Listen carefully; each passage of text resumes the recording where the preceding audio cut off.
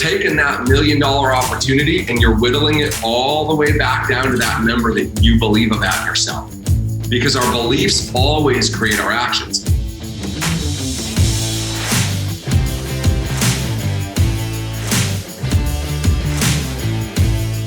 So the question is this: how do most agents find the secrets to succeed in today's competitive real estate market, especially when the top agents are keeping those secrets to themselves? That's the question, and this podcast will give you the answer. Hi, I'm Aaron Amuchastegui, and welcome to Real Estate Rockstars. Real Estate Rockstars, this is Aaron Amuchastegui. Hey, you guys are in for a treat today. This is going to be a really, really fun episode. So today I'm interviewing Ian Pruckner, and I want to be able to try to give you a bio of Ian, but I'm going to let him try to do that. I first met Ian at a mastermind in Michigan. He was on stage, teaching entrepreneurs how to grow their life. He just released a new book. Sometimes I see him on stage at church playing the guitar, like leading worship and stuff. Like, he's a man of many talents between many different states. But I do know that our conversation is going to be fire today. You guys are going to be glad you listened, and you're going to find yourself wanting more. So Ian, how's it going, dude?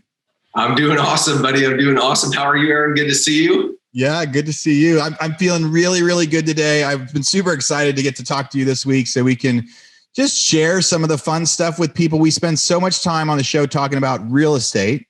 And in this last year, I've talked to people a lot about being able to diversify and do other stuff with that money and also live a better life and live happier. And, with so much of the stuff you've been putting out lately, I'm like, I need to get Ian on so we can, it's awesome when you and I get to talk, and if we can record it and other people can listen, it's even better. What, if you were going to try to do what's your 5-minute intro to who you are? It's like, who is Ian and how did you get there? Oh my goodness. Well, again, I appreciate being on, and hello to everybody out there in the real estate world. And gosh, it's just been a whirlwind. The last 15 years, I feel like I've lived 5 lifetimes in one, and it's been pretty incredible. So I grew up in a town called Royal Oak, Michigan, and my parents still live there, same 900 square foot house we grew up in. And I sort of did the prescribed pattern in life, go to school, get good grades, so you can get into a good college, and then go get a good job. And I actually graduated with a degree in education. I student taught. And I couldn't do it. I said, God bless teachers, but this is not what I could do with the rest of my life. And I found out that I was really psychologically unemployable. I just didn't do well with people telling me where to be, what I had to do. And so I was a musician. I played in punk rock bands. I taught music lessons growing up and through school and through college. And so I decided, well, maybe I'll just be a professional musician. So I played in a punk rock band. We did all right, probably never heard of it, but did okay. And then I actually ended up getting involved in a local church, very small local church, as a music director. And it was actually really, really cool. It was the ability, if any of you know musicians or are musicians, if we can make enough money to survive playing music, we're the happiest people on earth. That was my life. But I had one problem. Her name was Jessica. We got engaged, and she had very expensive taste, and she didn't like the musician lifestyle all that much. So I really put the band musician stuff on the side, and I really focused on working on the church music side. We actually got hired in at a pretty big church at the time in Rochester Hills, Michigan, in a really affluent area. And I took over 4 of their teams playing music. And it wasn't really a job to me. It was more like a calling. It was something I loved doing. I loved playing music. I loved people.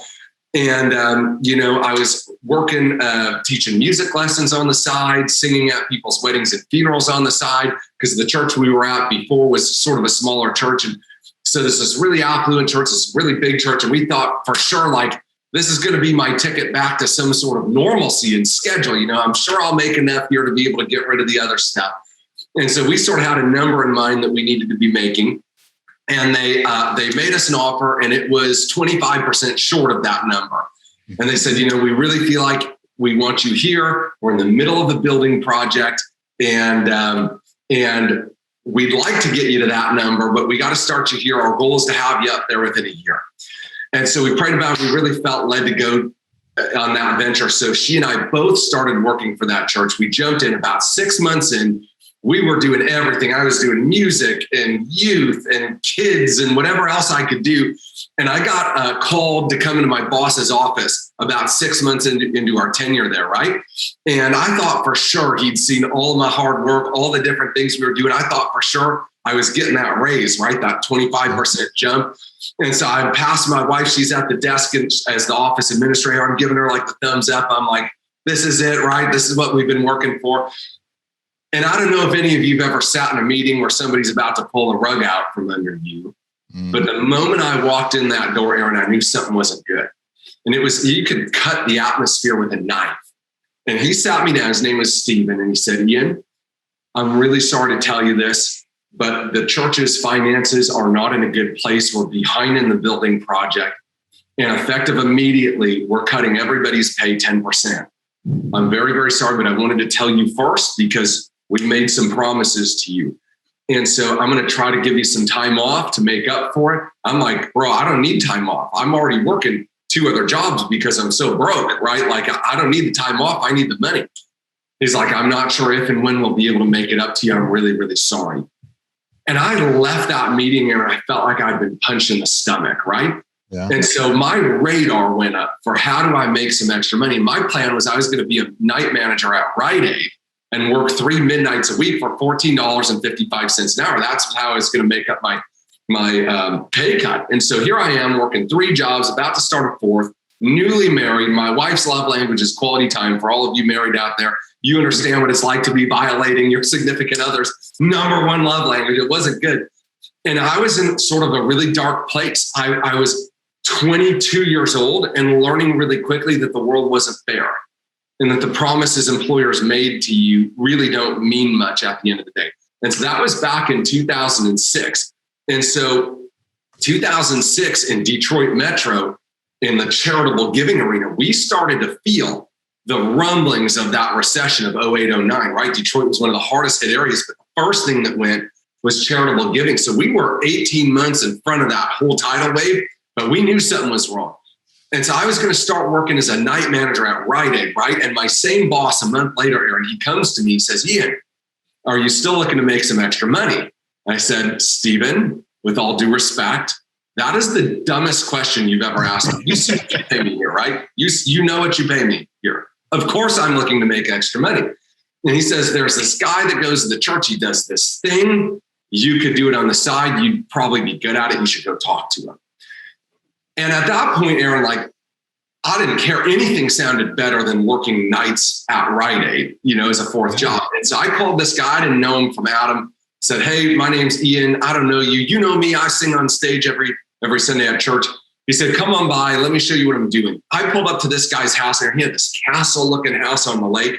And I pulled up to his house and I said, no joke. I said, if he's not selling drugs to kids, I'm in. I don't even care what it is. I'm in because listen, most people are broken, skeptical, and that's a bad combination. I was broken, open-minded, and really tired of being broken. I was looking for a way out, right? And so I got started in business part-time with this mentor, right? And 8 months later, I was making $100,000 a year, which to me was humongous money. My take-home pay at the church was $1,850 a month, right? So it's like I was a major pay raise. I thought I died and went to heaven. And I just started working on myself, started learning business, started learning sales. And, a few years later, we were making $1 million a year. And it was unbelievable. Residual income, we diversified out into e-commerce and into real estate and into intellectual property and all this sort of stuff. And it's just been an unbelievable ride. We homeschool our kids like you guys do. We've been homeschooling for 7 years. We're the real homeschool OGs, right? Yeah. When the pandemic hit, we were prepared. We were already ready. But we've been traveling the world and living part-time in Florida and part-time in Michigan. And it's just been an awesome adventure, making a difference in the lives of a lot of people. Because what I found was, listen, there's 3 sorts of places we can be in life financially. Okay. We can live in the land of not enough. And I know what that's like. I can remember, Aaron, sorting and sifting through these big industrial freezer tubs at Myers. That's what we have in Michigan. I don't know what you have where you are, but think like the big local grocery store. And I would sift through them at 11:30 at night because that's what time all my jobs finally got done. And my wife and I would go to the grocery store and I'd be sifting through these big industrial freezers till my arm would turn bright pink and even purple, sifting through the raviolis, the 3 for $7 bags of ravioli, to find the 3 for $5 bags of ravioli at the very bottom that people had to pick through because I couldn't afford the extra $2. So I remember what it's like to live in that land of not enough. And it's not fun. It's like money, and it's really the lack of money, right? The lack of money consumes you. Every decision you make is being made out of a position of lack. You read the menu when you go out to the restaurant from right to left. Doesn't even matter what, you're not reading it from left to right, see what you like. You're figuring out, what does it cost, right? Or can we even go here? I know what that's like. The second place you can live is in the land of just enough. And I think there's so many people out there that live in that land. And the bills are paid most of the time on time and things are okay. They're not incredible. They're not around the world. They're not life-changing. And, to me, it's just so sad to watch people live their whole life having settled for something less than what they were capable of. And then the third place you can live is the land of more than enough. When you really can do the things you feel like God's called you to do, and you're not worried, you got the money thing under control. You're not worried about that anymore. And I've lived in all three. And I promise you, the land of more than enough is the best of all three to be in.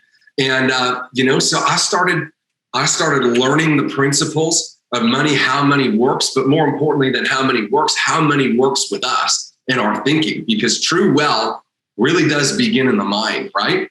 And it's been an incredible journey. It's been an honor in my life to be able to teach thousands and thousands of people how to go from that land of not enough or the land of just enough to be able to move themselves into a land of more than enough, where they can really be the parents they were meant to be. They can make the difference they were meant to make. They can live like you talked about with some happiness and some fulfillment that just really gets pressed down sometimes when we're in those places where we're hand to mouth all the time.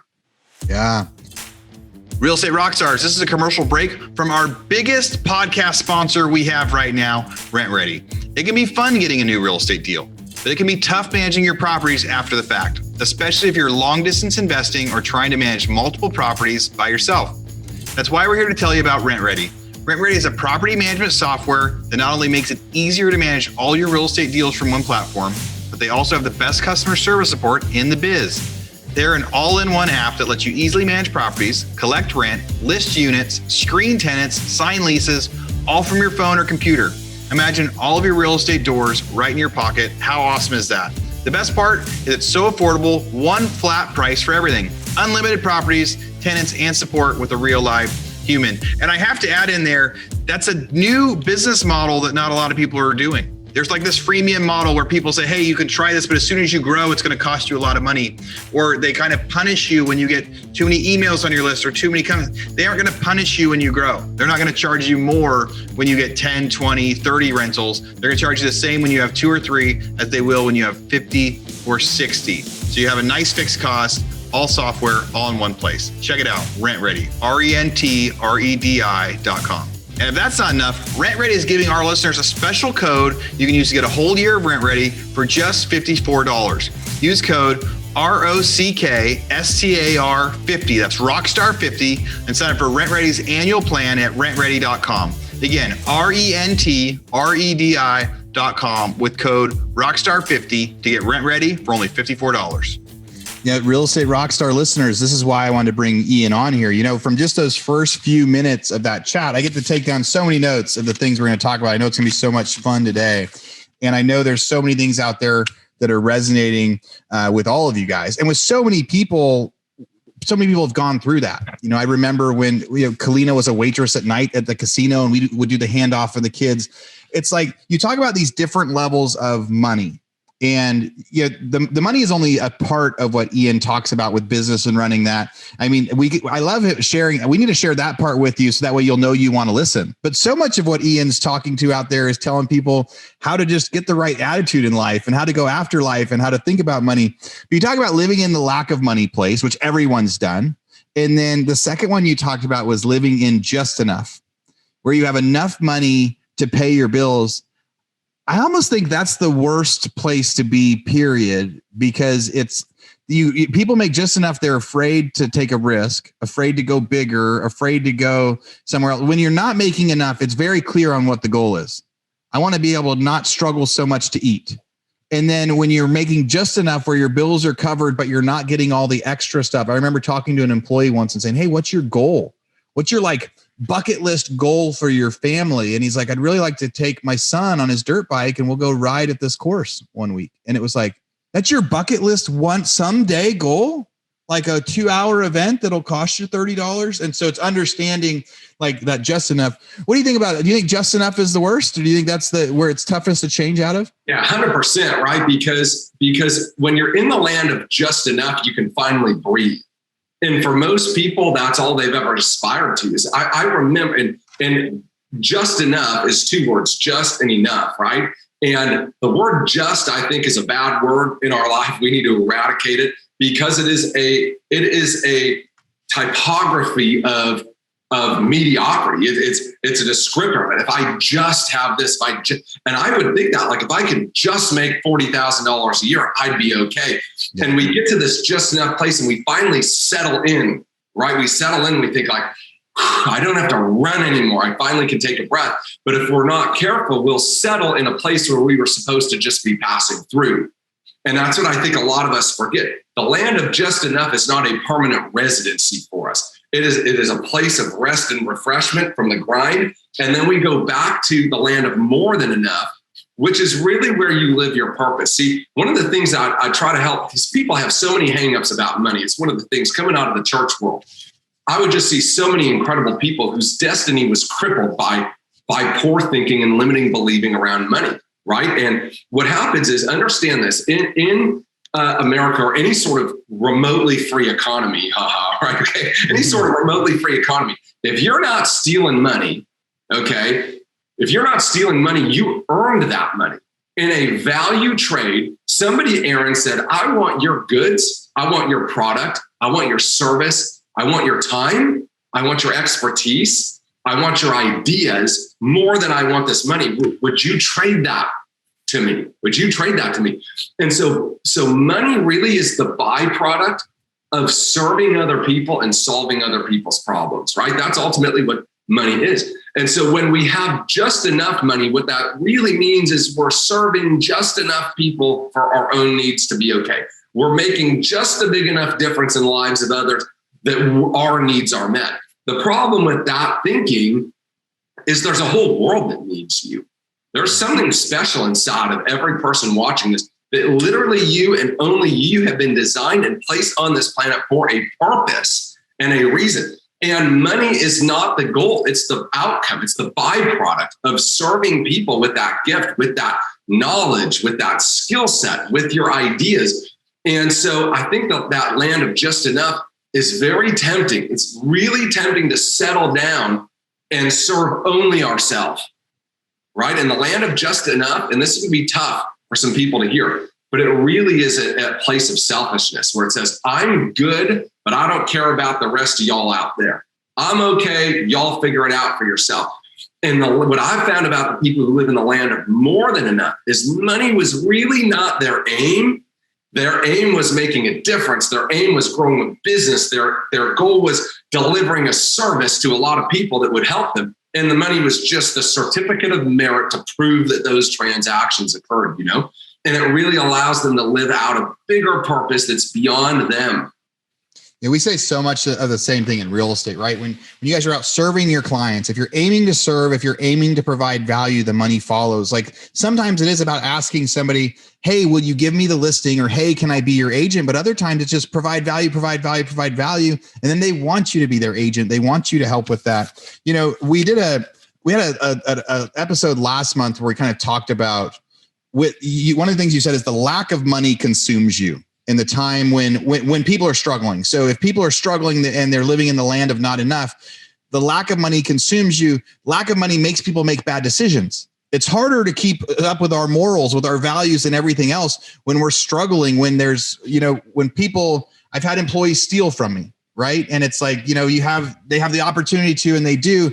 And part of that, it's just a human condition. of when you're living in not enough, it makes it much easier to say, like, what would I do to have enough? What would I do to eat? What would I do to feed my kid? And so it's almost like that Robin Hood story in some ways, right? Like, we'll take from this person and give to that person. And, ultimately, right? Like whether you have a lot or you have a little, that doesn't change right and wrong. The ends do not justify the means, right? But that is, in our society, we're not taught that, right? Number one. But number two, you're exactly right. It's when you have a lack, you are much more likely to blur those lines to try to meet that need than you are when you have a surplus of those things. Just doesn't mean there are not people who have lots of money who get it, who get it by circumstances that are not maybe the best, right? There are for sure those people. But in my experience, those people are few and far between, and their fortunes don't last. When their fortunes are built on a castle made of sand, eventually the waves come. They always come. And if it's not built on a solid foundation, it's going to wash away, Yeah.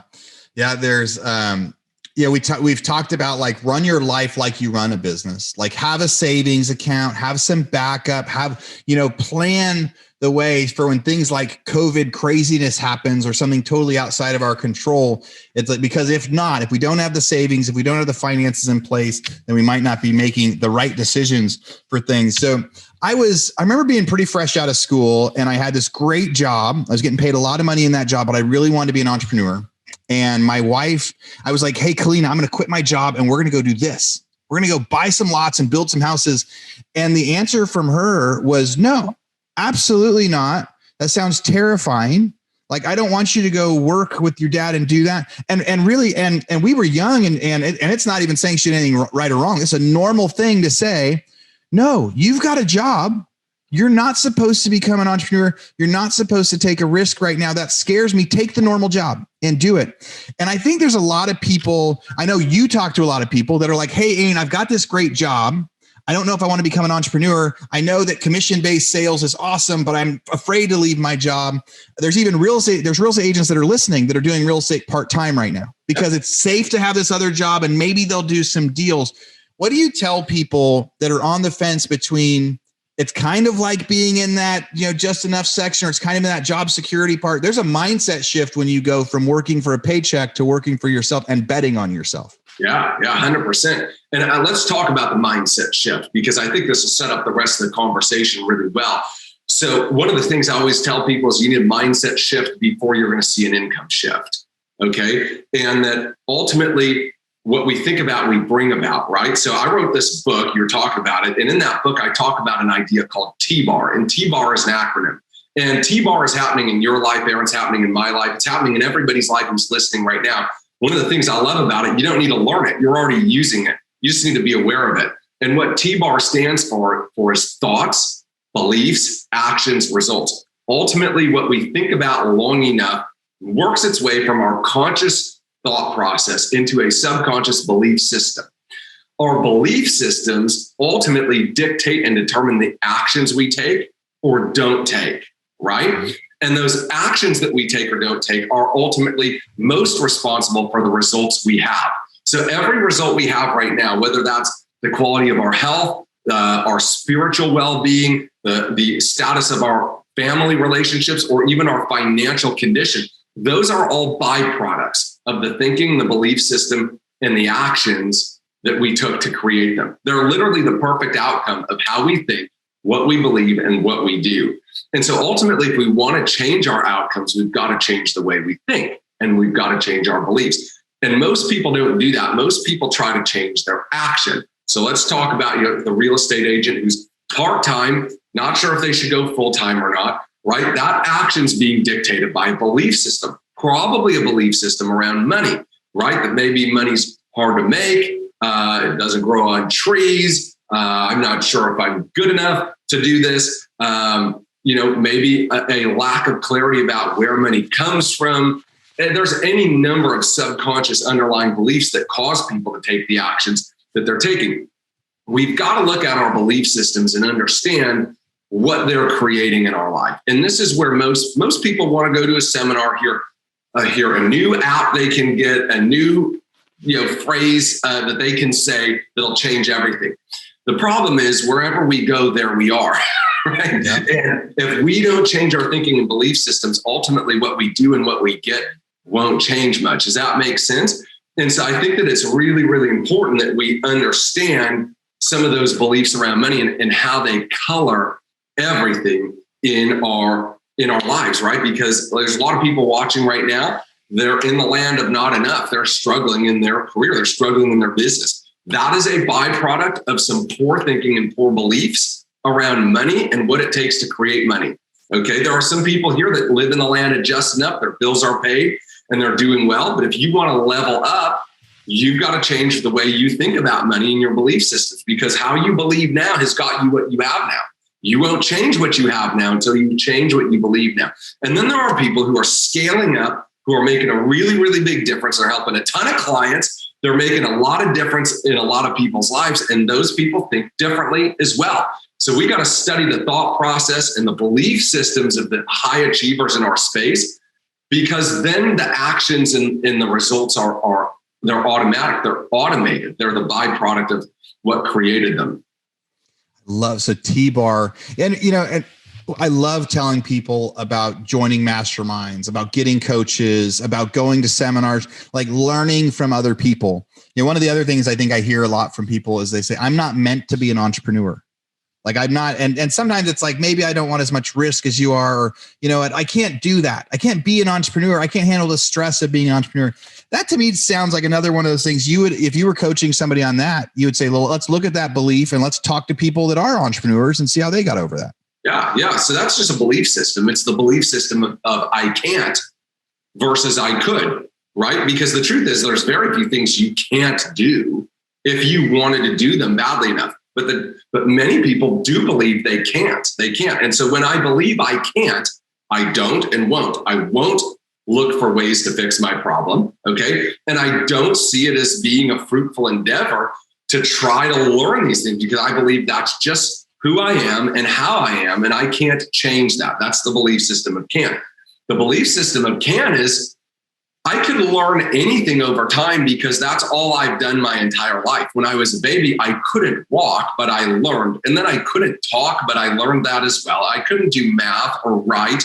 I couldn't ride a bike or drive a car. I couldn't succeed romantically in relationships. I couldn't learn this job or that. Our whole life is full of things we couldn't do until we did. Yeah. Right? And so I would say that there's far more evidence, Aaron, to back up the belief system that I can if I want to versus the belief system of I can't. Because the truth is there's very few things we couldn't do. And most people they're not drawing a distinction between can't and chose not to. Right. And I think when we define and can draw that distinction, we can become very, very powerful. Because there's some people watching right now and they think I can't make $1 million a year in real estate, but that's false. There's many, many, many people who do that play the same game as you in your town, right? In your town, in your area, even with your same brokerage, there are people who probably do that. They've got the same opportunity, right? But if we think we can't, why bother studying them? Why bother getting the coach? Why bother with the mastermind? I'm doomed anyways. Success is outside of my control, has nothing to do with me improving my skill set, work ethic, and clarity. It's just happening around me. And when we believe that, our belief dictates our action. Think of it like this. For most of human history, people believed the world was flat. And so nobody decided that it was a good idea to try to sail around the world because they believed they would fall off the edge of the world. That was their belief, right? Mm-hmm. And then one day there was a guy who said, no, I don't think that's right. I think the world is round and I could probably sail all around. So all of his buddies thought he was an idiot. They were waving him goodbye, like, we'll see you when you fall off the earth, right? But their belief caused an inaction. We're not going to bother trying. His belief caused an opposite action. But we always act on our belief. You follow? For most of human history, people believed we couldn't fly. And so nobody decided to study the laws of gravity, thrust, and lift, right? For about 4,900 years of recorded human history. And then a couple of guys decided, hey, we think this could happen. It was a belief. And so they studied, they planned, they tried, they invested, they failed and tried again. Their belief dictated their actions. Does that make sense, Aaron? So there's so many people here that like, they know what to do. They know how to do it. They just can't get themselves to find that next gear and let it rip. And people always look like, Coach, what do I do? Like, I know I could do this. I just can't get myself to do it. What's happening? T-bar, thoughts? I know I can do this. Belief somewhere subconsciously that disagrees with that, and it blocks us from taking the action. We get the belief in alignment with the thinking and the action and the result. Haven't you ever seen that? It's like these overnight successes. They're struggling for 20 years and then boom, in the 21st year, it's like the biggest thing on earth. What happened? Alignment finally happened. They got their conscious and their subconscious belief system lined up, and everything just falls into place when that happens. Yeah, like the big thing that people can push for how to get that belief aligned with the thinking. That happens so often to people saying, "I know that I'm supposed to make this phone call, but I won't." But then you're saying deep down there's a subconscious that's saying, "I'm going to fail. I'm not good at it. I'm not going to be comfortable with it." Get that thinking aligned with, no, you got to make that phone call. And the more that you take, I loved what you said of life is full of things that we couldn't do. Like everything that we are doing in life and that we're good at is an example of something we couldn't do. We did not know how to do. It wasn't on our skill set. So life is full of things that we couldn't do. And, the only way we get through it is we learn. We learn to walk. We learn to do different things. I also really liked when you said, for the diminishing beliefs, where somebody says, I can't make $100,000 a month in real estate. And then your quick answer to that is somebody is in your town. Somebody is in your office. Maybe somebody is in your brokerage. There are people doing it. There are people doing it that are your age. There are people doing it that started last year. There are people doing it that on their 10th year, they got big. So regardless of the story of where you are in your life and your career, people reinvent themselves at 30, 40, 50, 60 years old. People, sometimes they have their first year and they do great. Sometimes they say, I was too young, I was too old. There are so many examples. And that's what we deliver to everybody on this podcast is we interviewed so many diverse people that listeners, you can go back and find somebody on the podcast that's the same exact story of you, and their breakout moment where their belief aligned with their thinking was at the same spot you're at in your life today. The same age, the same turning point, a year in, 6 months in, 5 years in, wherever it is. One of the things you said early on in this chat, and then I want to hear so much about the biggest things that you're teaching right now, is as an employee, there's a time when you said, hey, can I get that raise? And he said, sorry, I'm actually giving you a pay cut. I know I promised you a raise and you did more than you were supposed to, but I'm not going to deliver that. And you said one of the things that you learned at that time was employers don't always keep their promises, for lack of a better description of that. COVID hits March of 2020. And the world goes crazy and people are laid off and people lose their jobs. And sometimes the wrong people they think are getting laid off. There's all sorts of weird stuff going on. And I believe that was the time that you've been doing great for a while, but I believe you blew up even more, April, May, June last year, because people started reaching out to you and saying, hey, maybe this job security thing isn't all it's cracked up to be. Maybe I'm ready to start being my own boss. What was it like, for you guys, March through May, June last year? Did anything slow down? What was your mindset like? So I'm a firm believer. Remember belief system? Okay. There is an opportunity inside of every crisis. Okay. I'm just a firm believer. And so when I saw that coming out, it's so interesting here. One of my guys is really sort of this nerdy tech guy.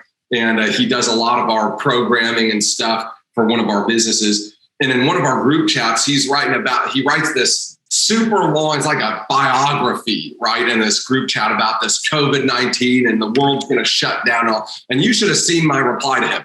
I said, what on earth is this? Nothing is going to shut down. I don't even know what this guy's saying. You know what I mean? I'm like, what? Because I just didn't know anything. Was in January. So this guy saw what was coming and he predicted it. Well, 6 weeks later, I'm on a conference call with my guys and I'm like, look, I don't know what's about to happen. It's about to get crazy, but here's what I do know. If we will focus right now and we will look for the opportunity that's going to come in whatever's coming, there's a big opportunity there. If we will stay focused and not panic, but look for the piece of that little something shining, that we can latch onto and run, we're going to be in a really, really good spot. So one of our businesses in finance was primarily a face-to-face business. We ran these big, giant trainings in person all over the place. I mean, we were basically in these regional hubs all over the country.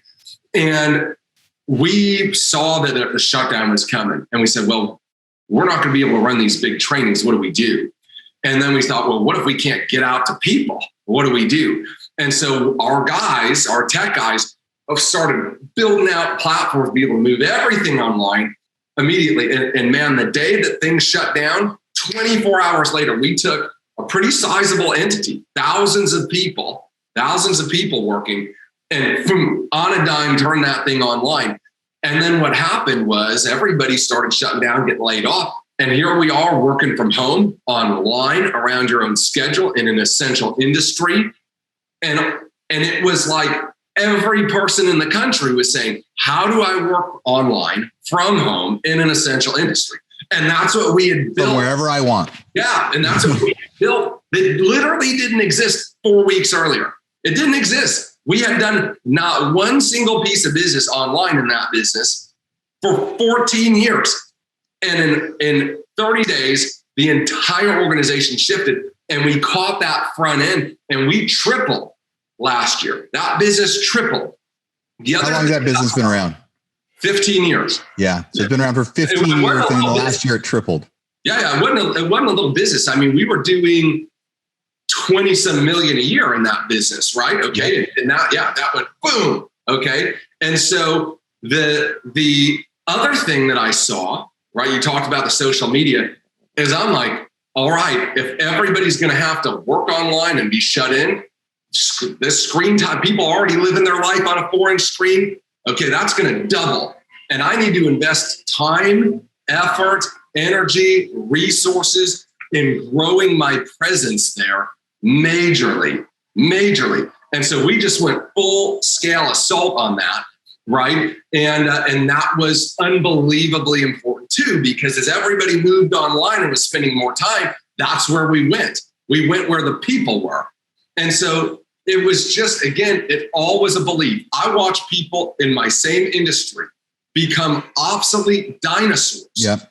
In the same period of time, we tripled because they were reacting to this scary thing. They were reacting to it. Okay. And we were proacting with it. And if we missed, we missed. But I understood that there was a moment we needed to act on, and we got in front of it. And it was a really, really good thing. You know, for people listening out there right now, when the world is continuing to get better and weirder and better and worse, depending on where you are and everything, the looking for the opportunity in a time of crisis people have talked a lot this year about, well, these people have done so much better during COVID, but these people have done so much worse. But even agents, right? Some real estate agents have had their best years ever, and then some have had none. But in times of crisis, when you start to look for the opportunity rather than the putting your head in the sand, there will be more opportunities in our lifetime in the next 10, 15, 20 years where a crisis is going to occur in all sorts of different industries. And if people can look at that and be looking for the opportunity instead and say, what's the niche? What are we going to do better? Sometimes we can get ahead of it. But the people that even a month into COVID made the shift and made the big changes you were going to make was a big difference. So Ian's got more than 250,000 people that follow him online. You know, you're such a giver. Like every day you're doing some form of a live or something. And it is it's never self-serving. It's always like, you know, inspirational talks with people. How are we going to rock our day? How are we going to do this? My most confusing thing is I see you with this huge thing of donuts almost every day. And I'm wondering how you can actually stay healthy with your pile of donuts every day. Twice a week. It's twice a week. All right. Well, maybe I just I'm like, how is this guy eating the donuts right now? Like, I know he's on his Peloton, but come on here. So super fun. So if you guys haven't, go find Ian on social media, because there is so much stuff going on there. But now I want to talk big. The reason I really wanted you on is I saw that you have a lot of different courses, classes, things that you're teaching. And nearly all the stuff you teach is free. You know, you've got just all the people online that you're talking to all the time, or I'll jump on your lives with you. And you've got 10,000 people joining. You know, our wives did a homeschool thing together this summer as we were traveling around just to try. People were asking for help, and you're like, let's provide some value out there.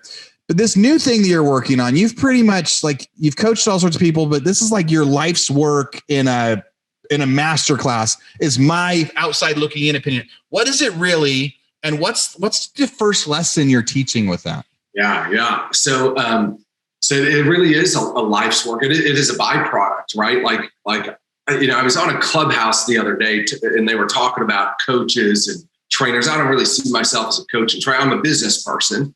And what I found is over time, people come to me and say, how did you do this? How did you do that? Can you help me with this? And so over time, I took what I knew and what I built and I systematized it, put it on online platforms and said, hey, if you really want like the nuts and bolts of this stuff, you can get it here.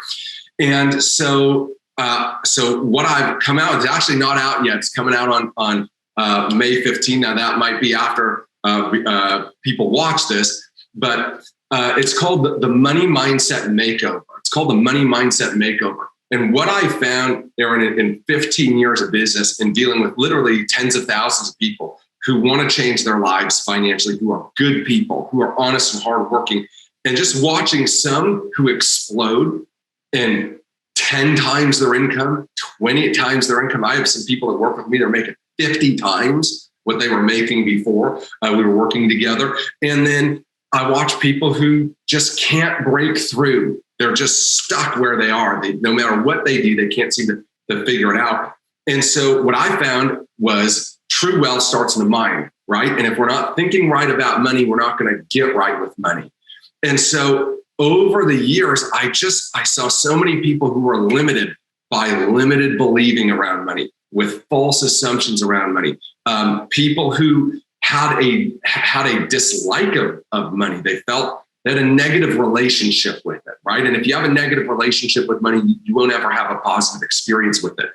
And so over time, I saw this. I learned how to identify it, help people get processes and plans to fix that. And what I saw was over and over and over again, the people who were willing to look at their belief systems around money, challenge them, and create better belief systems around money, all of them over time started having radically better results financially in their life. And it brought them a lot of financial stability, a lot of peace, a lot of options that they didn't have before.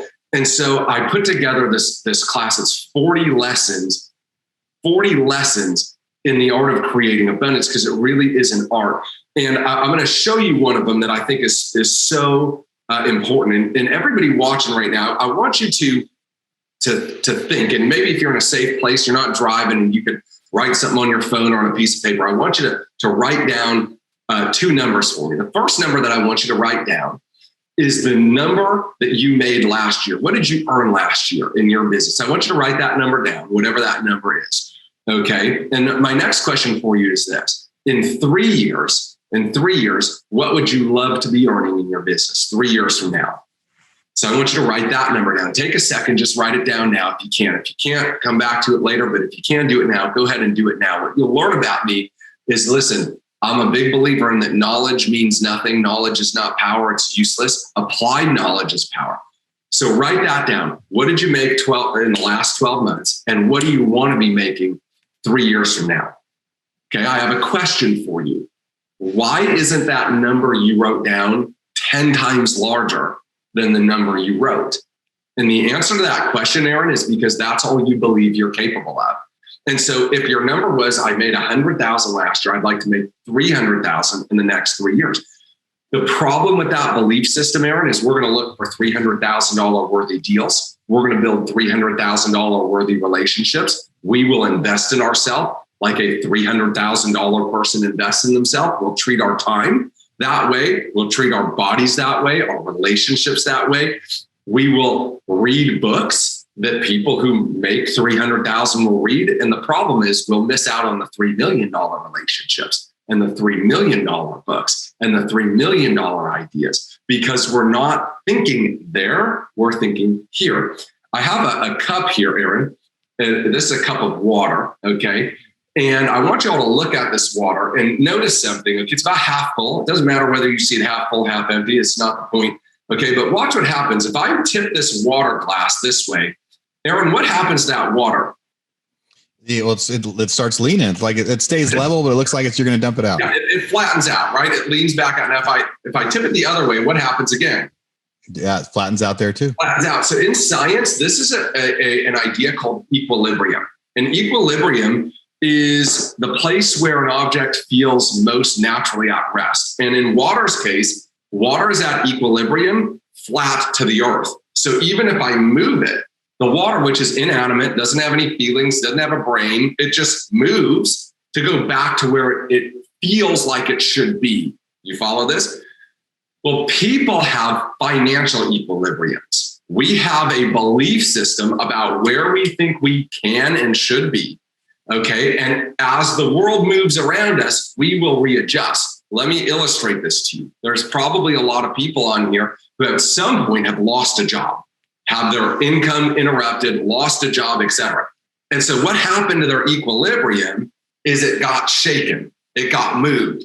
And so what did they do in response? There's probably very few people watching your podcast that are still living under the bridge, having never recovered from that loss of a job, right? That they went back to school, they got a new degree, they started in a new field, they moved to a new place, they started in their own business. They did something to fight and scratch and claw back to their equilibrium, the place they believe they belong. Let's say that was $80,000 a year. You take somebody's $80,000, they will move heaven and earth to get back to that $80,000, including pulling their kids out of school, going somewhere totally new and starting over, right? Yes or yes? Okay. That is a wonderful survival mechanism that is built into us. It is a horrible thriving mechanism if we don't understand that it's happening. Here's what I mean.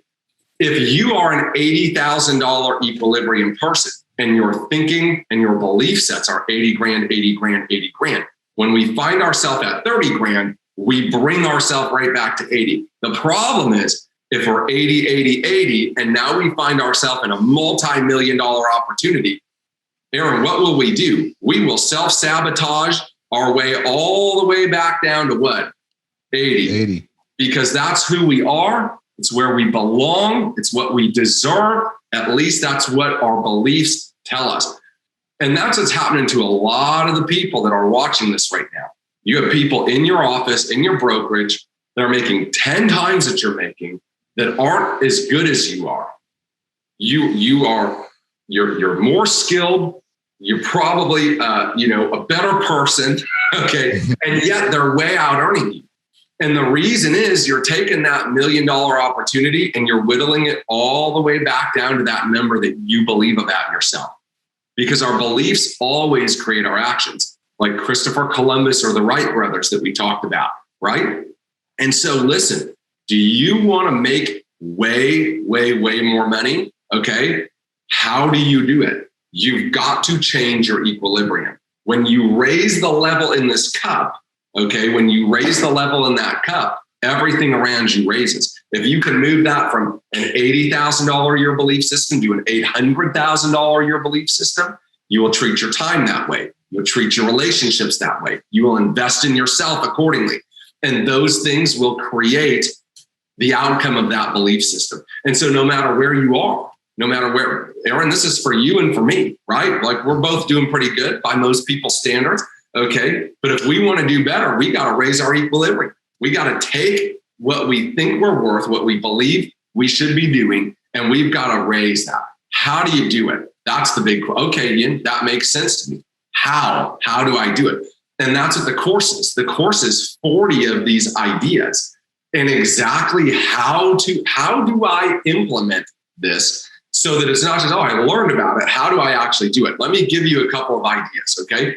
The first thing you need to do if you want to raise your equilibrium is you've got to get around some people who can pour into that number, right? Some people who are playing at a level that are a lot fuller than you. And you just take some of that when their glass tips a little bit and that water pops out the side, you better be catching that thing like crazy, right? And you get around people, and you've heard the power of association, okay? This is why the power of association is important, because ultimately, their equilibrium levels are rubbing off on you. You're getting what they're at. The second thing that I would tell you to do is supersize it.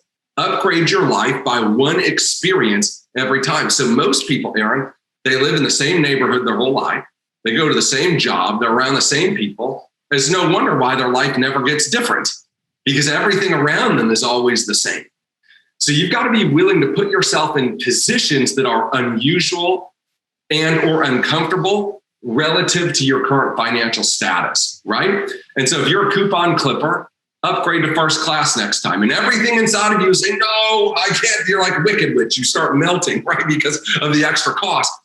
Okay. But what happens is your experience level raises and you say, that was pretty nice. I'd like to do that again. I remember when I first started making real money, I started going to the Capitol Grill. And that was like, when you ever eat at the Capitol Grill, you guys are probably like super like healthy eaters and stuff. You probably don't do that. Well, no, I only because I haven't spent enough time out where you're at, but right. But I know those moments. Yeah. Yeah. So, we went there, and you know what they ask you when you come to the Capitol Grill and you don't look like you belong there? As soon as you sit down, they say, are you celebrating anything today? Because that's where people go to celebrate big deals, right? Yeah. It's like, what do you, it must be an anniversary or birthday, because you probably wouldn't come here otherwise, right? Yeah. You're not eating here every week. Yeah. And I sat there and I said, that food was real good. And I liked this environment. And you could just tell, like, the people at the bar were movers and shakers, all that. I said, Jess, I want to have a goal that I come to Capitol Grill once a month just because. And so that experience, if I never went there, I always would have been okay at Ponderosa. Right? But I took my Ponderosa and I supersized it. And I said, that sure would be nice to do. And all of a sudden, I'm thinking a little bit bigger. And because I'm thinking a little bit bigger, I got to produce a little bit bigger to get there. Right. And so it's so funny. I was out at Capitol Grill here with one of my friends on the Key, and he has a locker in Orlando and in Sarasota. So he doesn't just go to Capitol Grill. He has a locker at Capitol where they keep things for him. He just walks in, everybody knows him. Right. And it's like, he goes there 2-3 times a week, and he just orders the same thing every time. The point being is, you start there and you go there, you supersize your experience, and you teach yourself, listen, hunger is a discipline. Hunger is a discipline. And you got to teach yourself to stay hungry. So you got to get around some people that raise that equilibrium level. Okay. You've got to supersize your experience a little bit. Okay. The third thing I would tell you to do to raise that equilibrium is dream on paper. Okay. Spend 5 minutes and just write down a day in your dream life 5 years from now in as much detail as you can. Where are you living? What's your experience like? Who are you with? What are you doing? What are you driving? What sort of trips do you like to take?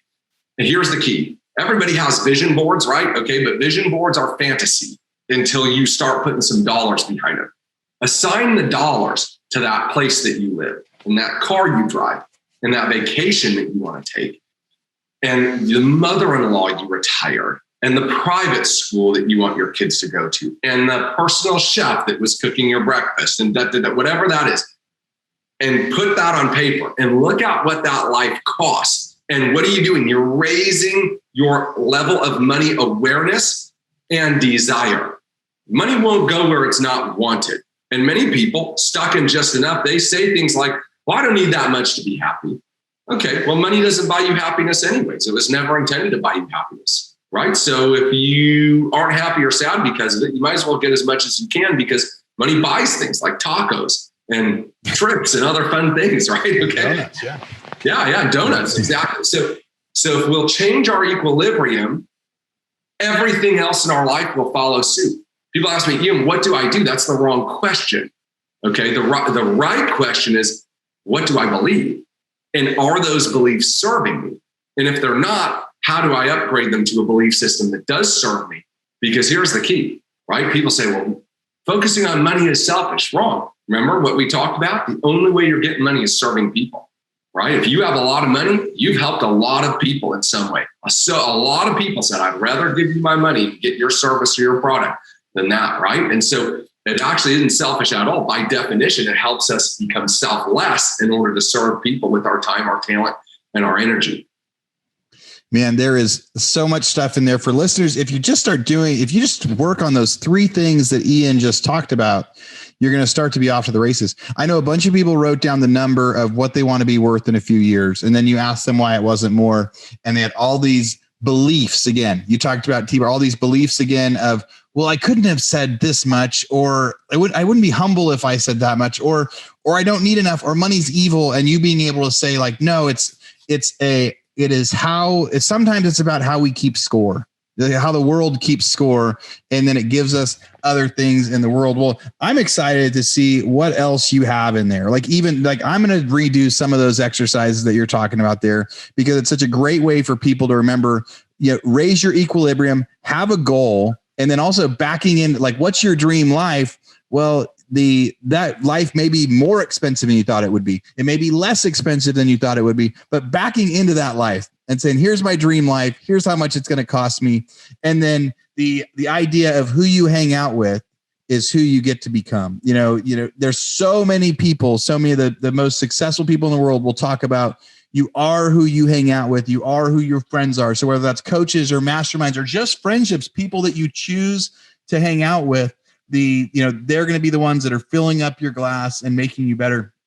I got to listen to a billionaire speak this week, and he was answering questions with us. And the stuff that his brain was saying was obvious, that he is hanging out with people that have completely different conversations. And it's always about, can we change the world? And also there was no like, that's impossible. Like, that's impossible doesn't even work in that vocabulary. And I was like, man, I need to hear guys like that more often. They're like, no, we can change the world and nothing is impossible, because all of them are doing that. So Ian, we're out of time for this.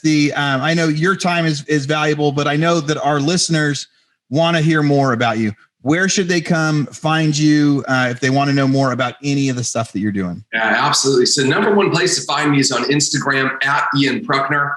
Be careful. There's about 5 to 10 people who catfish me at any given time. Yeah, there's a lot of fake Ian Pruckner. There's a lot of fake Ian Pruckner. For the one that actually has 250,000 followers. Yeah, go look for the one that has the most followers and the most posts. That's me. That's the real me.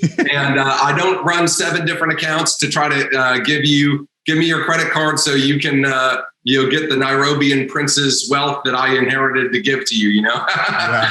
Just got to give me your credit card. Yeah. So follow me on Instagram at Ian Pruckner. And then for those of you who are ready to go from the dream board to the dream life, right? Like, you're ready to stop thinking about it, start actually manifesting it, making it happen. And you feel like, hey, you know what? Maybe I've been stuck for a while. I've been making good money, but not great money, not change the world money. And I'm ready to go to that next level. Let me promise you, it starts in your mind. If you can change how you think, you can change what you get. If you're interested in getting that course, okay, do not just go buy it out there. In fact, you feel free to go buy it out there. But if you DM me the word money, okay, if you DM me the word money to my Instagram, I will send you a personal discounted link. It is 50% off what it sits out there for. Okay, so if you go buy it out there, God bless you. Thank you so much. But if you want to pay half price for it, send me a DM. I'll have one of my admins reach back out to you through that account and get you a private link. And Aaron, listen, I'm excited. I know we're going to spend a little bit of time together this summer. It's going to be a lot of fun. Yep. But I appreciate you and your leadership and your willingness to do a podcast like this, because there's so many people in this industry, in particular in the real estate industry. Everybody's sort of like a lone ranger out there. And you're giving people so much value, so much wisdom. You're exposing them to some different ideas that will challenge them. And if it doesn't challenge us, it doesn't change us. And change is ultimately what we're after, because we did not come this far to stay the same. We didn't work this hard on ourselves to stay the same, right? We're all in a journey to get better and to become more. And when we get better, things get better, right? It's one of my taglines. I always love to tell people, when we get better, things get better. When we invest in us, that investment pays off in major returns out there, not just for us, but for the world that gets served by our skills and our talents and our gifts. So thanks so much for your time. I appreciate you and your friendship. I appreciate you too. I cannot wait to get the families together. We get to go hang out up at the ranch. I'm so glad you finished with, when we get better, things get better. That your tagline, that was one of my favorite taglines that you do when I get to catch on with some of the stuff you're doing every morning. Ian, thanks for joining us. Real Estate Rockstars. Thanks for listening. All right, real estate rock stars. This is Aaron Muchastegui jumping in again to thank you for listening to the show. Hopefully you guys loved listening to that one. And I want to make sure that you know about all of the extra resources that we have. And also we need your help. They say podcasts are free. You get to listen to podcasts for free. But what is the cost of that podcast? I would say if I could beg you to pay anything for that podcast, I would say the cost of the podcast is going and giving a review. So whether you download it on Google or Apple or YouTube or anywhere else, please go give us a review. Say what you liked, what you didn't like. It helps us get better guests. The more reviews, the higher we get in the rankings. Right now, we are the biggest podcast out there for real estate agents, and we want to keep that spot because we know there's lots of podcasts out there. So go give us a review.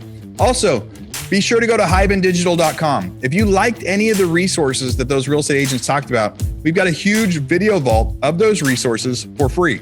Every penny that comes on the podcast that we interview, they give us something that helps them get their deals or helps them work with their clients. And we put that in the toolbox in our vault for you. So go to hibandigital.com and you can get it. If you're looking for real estate education, go to rebusuniversity.com. We have all sorts of courses in there to help agents succeed in real estate. How to get the listing, how to negotiate deals, how to become an investor, all sorts of different stuff, rebusuniversity.com.